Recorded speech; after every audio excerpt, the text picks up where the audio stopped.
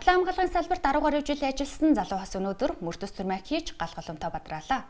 Үндэсний Батлан хамгааллын их сургуулийн автоэврийн тусгай салааны жолооч Алтан Гагнуур зэвсэг түвшний тэг 14-р ангийн Нэров Мандхай цэцэн нарын хүү гэрэлтэй батлуулснаар зэвсэг түвшний салбарт нэгэн шинэхэн гэр бүл нэмэгдэж байна. Тэдний хормыг Монголд цэргийн өдөр зэвсэг түвшний 97 жилийн ойг угтан Батлан хамгааллын яам, Батлан хамгааллын их сургууль болон зэвсэг түвшний тэг 14-р ангийн бие бүрэлдэхүүн хамтран зохион байгуулсан юм а. Зэвсэг түвшний үүсгэн байгуулагдсны 97 жилийн баярын өдрийг тохиолдуулан нийс тэмдэглэлийн орноос санаачлан өнөөдөр зэвсэгчдэнд ажиллаж байгаа ажилтан албан хаагчдаа бас бэлэг барьж байгаа. Би зэвсэгчдэнд анх цэргийн сургуулийг төгсөөд 2004 ондэлсэж ор тэрнээс хойш 14 жилдээ айрамд ажиллаж байна.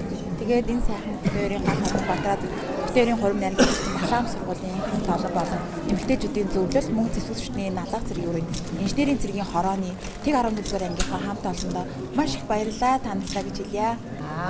Манай одоо тэгээд их цантаа маш сайхан тэмцээд нэлээ их цантаа таардаг гэсэн. Одоо ингэ нэг гэрт орсон. Баяртай байна. Энэ бол зэвсэг түвшний санаа шинж байгаа анхны тохиолдол байгаа. Хамгийн анх удаага бид санаа шинж байгуулж хийж байгаа.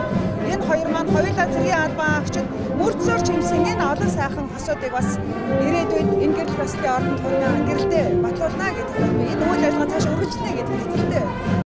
Мөрцөөр чимсэн хоримд зэвсэг түвшний тэг 14-р ангийн хамт олон Батлан хамгааллын яам, Батлан хамгааллын их сургуулийн бие төлөөлөгчид болон залуу улсын төрөл төрөсөд ирж оролцлоо.